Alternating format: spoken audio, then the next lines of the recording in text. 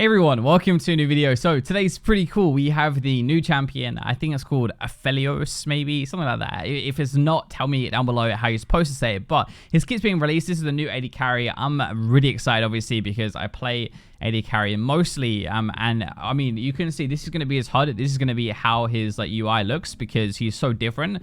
He has to have a different UI. He doesn't have an E ability. He technically only actually has 2 abilities.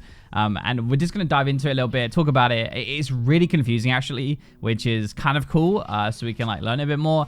Kind of confusing as well. We'll see how it is when we actually play it. But yeah, we're going to jump in today, go through all of his stuff. We know what his abilities are going to do. They've kind of done it in a different way. It's actually really quick after center as well, but that's it. So we're just going to jump into that. And also, actually, before we do that, I just want to say thank you to Zavi. So you can see I'm wearing a Mario Kart hoodie. This is a part of a limited edition run. There'll be a link down below as well for it. But thank you for sending me this stuff. I love Mario Kart. They've sent me a hoodie. I've got a license plate as well. I'll show you all of it properly tomorrow. I just kind of wanted to give you a little while I'm wearing it. People will ask about it. They always ask about it on the stream. So there you go. There's a link down below to go and check it out. So I think this is the first time ever they've released a whole article. And this thing is really long, by the way. Look at all of this stuff. And this is just explaining his kit and his weapons because they change. He cycles through 5 of them. So let's go into it. So these are going to be his 5 weapons, and they all do something a little bit differently. So how the kit actually works, so you have guns, you have your basic attacks, and you have ammo as well. And that was what the number was next to it. Once the ammo is gone, you're going to switch to the next weapon. So he cycles through 5 weapons, each with its own kind of basic attack. So every weapon you have has a different basic attack and different ability as well. He attacks with his main hand weapon, but he always carries an offhand weapon that you can swap to as well.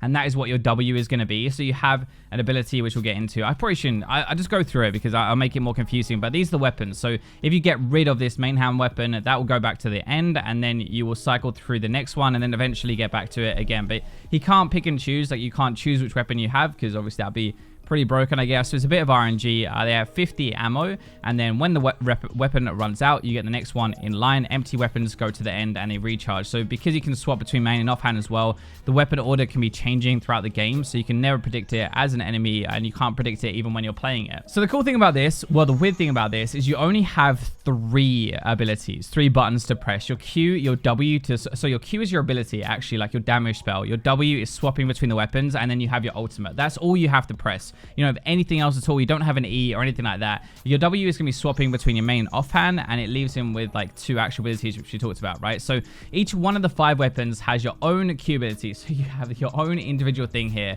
when equipped as his main hand. So you can't use it when it's in your offhand. You'd have to swap first. It applies bonus attacks, effects as well as offhand. This is where it gets really confusing because your basic attacks will change as well as the ability. So every time, this is why it's honestly kind of ridiculous, but all 5 Q cost mana, they cost ammo as well. They each have the cooldown, but what you can do is you can use your Q with one weapon, swap to the other one, use your Q again. So I guess technically you can use 2 abilities in a row while they're both and then they're both on cooldown, waiting, swapping between the 2. You actually automatically learn your Q at level 2. It slowly becomes stronger throughout the game, so you don't rank it up. And then that is where this level up part comes in, where you actually don't rank up abilities, you add stats. So you either add up your AD, I think it's into different stats. It actually doesn't say, but it wouldn't make sense to have all 3 of these. I think you're going to pick, so you pick AD, attack speed, or bonus arm penetration. Maybe you get all 3.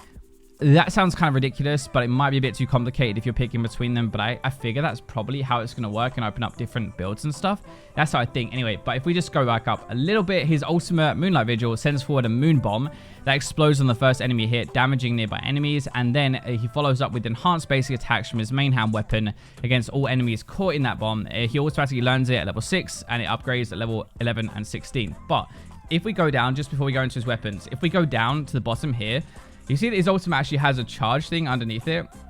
You can't see my mouse. That's unlucky. It has a charge thing underneath it, right? It doesn't actually talk about it down here. It just says ultimate, but 3 little dots normally means it's like a charge. So you might be able to have 3 bombs at a time, and you can fire them out. So your ultimate is not just a big cooldown. It's like a recharge system, if that makes sense. But just as we might as well go through this while we're down here as well. But the passive is your 1, which is up above his champion portrait. Your 2 is going to be a main hand weapon. It's ammo as well, which is the 50 number here. So once that 50 hits 0, you get a new weapon. That's how that works. Your number 3, the next thing next to it is going to be the ability that attaches with that weapon. And then you have your W, which is basically swapping. So you're able to swap to the other weapon. And it also has like its ammo on there, which is the 50. If it's on cooldown, it will actually indicate that as well, so you'll know that.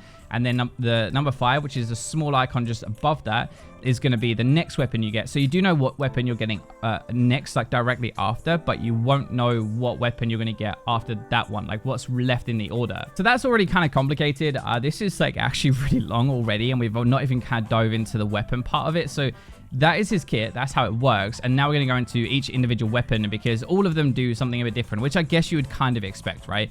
But the first one, the rifle, is a poke and harass weapon. So its basic attacks have extra range. Obviously, we don't know the stat numbers just yet, so we don't actually know what his range is going to be. Probably not that high if he has a weapon that enhances it. But when your abilities deal damage with this as well, so I'm guessing this is going to be your Q and also your ultimate as well. They mark enemies hit, and then he can right-click those marked enemies anywhere on the map, apparently global range, to follow up with the basic attack from his offhand weapon or his not this weapon, not the rifle weapon, and the attack is going to detonate other nearby marks for bonus damage against the marked target. So with the Q, it kind of makes sense. You fire a skill shot that damages the first unit, only the first unit, and it marks them. But this second part here, that damages other nearby marks for bonus damage, that's going to come in with the ultimate, because your vigil follow-up attacks mark all enemies hit afterwards as well. So all enemies hit by the explosion is going to mark them as well. These marks deal higher damage when consumed, and this will be where the attack is going to detonate other nearby marks as well, unless this is like a 2-second cooldown or something stupid, and you can mark loads of people and then fire with your basic attack. Who knows, maybe. But this first weapon is basically poke and harass. I'm guessing you're going to fire your Q out, you're going to hit somebody, you're then going to follow up with an auto attack with increased range, do some more damage, consume the mark, and that's going to be how this weapon plays out. That's kind of the poke and harass one, and that's the first one. So next one is a Scythe pistol. I don't know what the hell that is, but that looks pretty cool. It's like a Lucian gun with like a scythe on it. Sounds great. But anyway, so it's a sustain weapon that heals him for a portion of the damage, or heals them for a portion of the damage it deals. Overhealing from this is converted into a small shield. So I guess it would have some kind of synergy with Overheal, the rune, on its own. But then your Q is going to be gaining movement speed and rapidly firing your main hand and offhand weapons at the nearest enemy, prioritizing champions. These shots behave like basic attacks, but deal reduced damage. So that would mean, well, the first thing this screams out is like Blade the Rune King, attack speed builds, on-hit builds. These shots behave like basic attacks, which should mean that they apply your on-hit damage. So they apply the percentage damage from Blade, which in theory should be absolutely insane. But this, I guess, would be a closer range thing, because Scythe is like a melee thing, right? So it might actually be as well that his base range, if we just go back to this for 2 seconds, his base range might be really, really low. And then this rifle is going to make it bigger when you have like a primary weapon like this. And actually, like here, it doesn't change the range or anything. So you just have like a relatively short, maybe even very close range, probably not melee, but something like that, I guess. And then this ultimate is going to grant him a flat heal. So when he uses ultimate, when he uses the bomb, he's going to get a really big heal. One thing that I've literally just thought about as well, and I'm going to do this right now, even though it's kind of like out of sync, is if he does have a charge system with his ultimate and he has the bombs and stuff, then you can mix and match between your weapons. You could have your main weapon out. We could have the first one, the poke and harass one, right, with the marks and stuff. So you could mark everybody by throwing a bomb out, and then you could swap to the Scythe afterwards, and then you could throw another bomb out, and that would give you a flat heal, and it would probably detonate the marks as well, because it just said abilities, right? So obviously, I would imagine your ultimate's ability, that would do it as well. So you could throw a bomb out. If it is a charge system, right, with these dots, which it makes it sound like it or look like it, because otherwise, why would there be 3 dots underneath it? So you can probably actually mix and match these ultimate abilities with all the different weapons together. And if that's true, that would actually be really cool. And that would have some really good synergy and make a lot, actually it would make a lot more sense. This looks ridiculous. I'm sure it will look great in game though. So this is a utility weapon that applies a decaying slow to enemies. I'm guessing the idea is that you're going to mix and match like the slow with the damage and the heal with the damage, or the heal and the slow. And that is how you're going to kind of play. But obviously you have no control of this, right? So you're going to have to adapt to what weapon you actually have in a team fight. Unless, I guess, you go into the jungle and say, I don't want this slow for this next team fight. Let me burn through the ammo in the jungle first, get rid of that weapon, and move on to my next one, right? So there will definitely be some kind of like strategy before you go into a team fight with this.